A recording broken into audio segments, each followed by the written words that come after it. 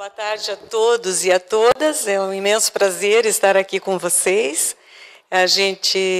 Para que a gente possa avançar aí, tanto eu na minha formação profissional, quanto vocês na atuação de vocês nos municípios dos quais vocês representam aqui na instituição.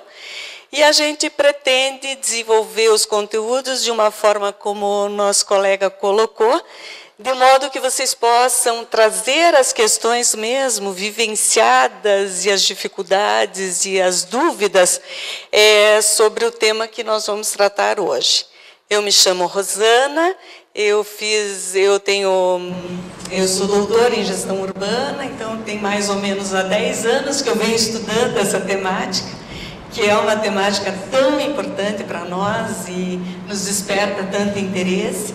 Sou servidora pública municipal da cidade de Curitiba há 25 anos, então eu costumo dizer que planejamento e gestão urbana a gente já tem contato há mais de 20 anos, com as peculiaridades, com as demandas da cidade, enfim, com tudo que nós temos a descobrir sobre essa temática.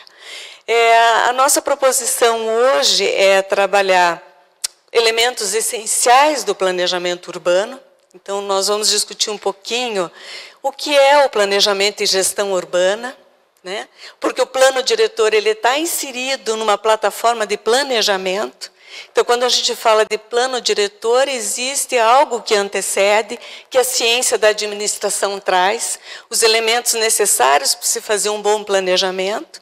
E aí vamos evoluindo, trabalhando um pouquinho. Eu vou trazer hoje a origem dos planos diretores, como eles eram concebidos na história, e o plano diretor pós-Constituição de 1988, que é o que nós constantemente estamos trabalhando, é a nossa realidade contemporânea, e o advento do Estatuto da Cidade, o que ele vem trazendo de novidade, apesar de ser uma legislação de 2001, ela é uma legislação ainda que precisa ser cunhada, trabalhada, entendida, compreendida e requer uma ação diferenciada por parte nosso, que somos técnicos municipais, do Poder Legislativo, das várias representações da sociedade e da própria comunidade. Então, é um grande desafio, porque aí nós entramos numa cultura de planejamento, de participação social e de planejamento. Talvez esse seja o componente mais que delimita as diferenças dos planos diretores antes da Constituição de 88 e pós-Constituição de 88 e após as delimitações e exigências do Estatuto da Cidade, que o coloca como um principal instrumento de planejamento e gestão urbana. Então, basicamente, a gente vai trabalhar hoje conceitos de planejamento e gestão, porque o plano diretor não está isolado da história e não está isolada desse conceito maior do que nós compreendemos por o que é urbano, o que é cidade, o que é urbanização, dentro da linha de alguns estudiosos. A gente começa trabalhando os conceitos e premissas do processo de planejamento. Vamos trabalhar um pouquinho a questão da realidade contemporânea. Nós estamos inseridos numa realidade contemporânea.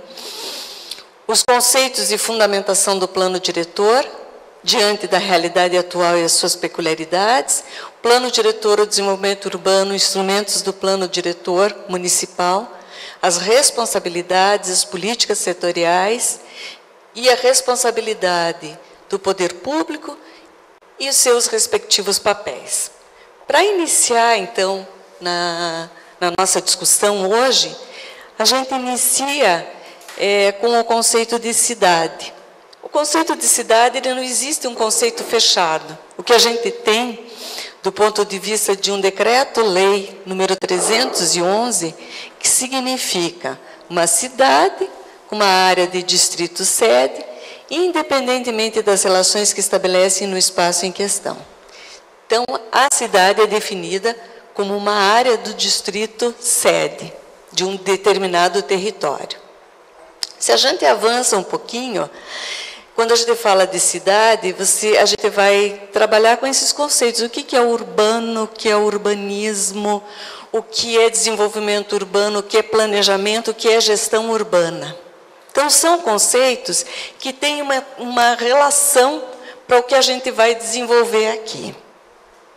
E aí a gente tem uma série de conceitos e estudiosos que colocam que a cidade é onde nós moramos, que é um conjunto de cultura, de normas, de equipamentos, de obras, e o urbano se materializa dentro da cidade.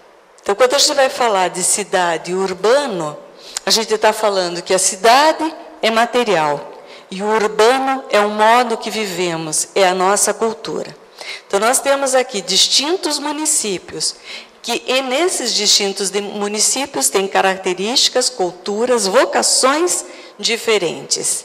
Isso é urbano. Avançando um pouquinho, a gente tem, por parte de muitos estudiosos, que é o modo de vida, é o que nós fazemos, são as aglomerações, os sistemas e equipamentos que compõem uma determinada cidade, isso é urbano. Que reflete os valores, como eu já comentei, as atitudes, os comportamentos, comporta as sociedades industrializadas. Esse termo urbanismo, ele foi trabalhado lá na década de 1800, no século passado, com um engenheiro catalão que trabalhou essa temática no desenvolvimento de Barcelona, sem ele saber o que significava.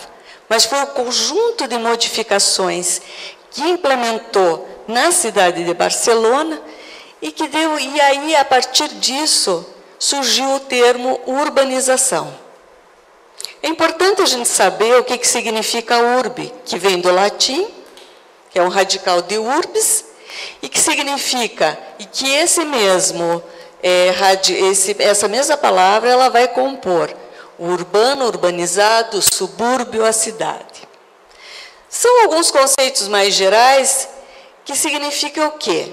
Que a urbanização é a expansão física. Então, quando a gente fala de desenvolvimento urbano, a gente está falando que a gente vai urbanizar um determinado território, uma determinada cidade, um determinado espaço físico. Isso nós chamamos de urbanização.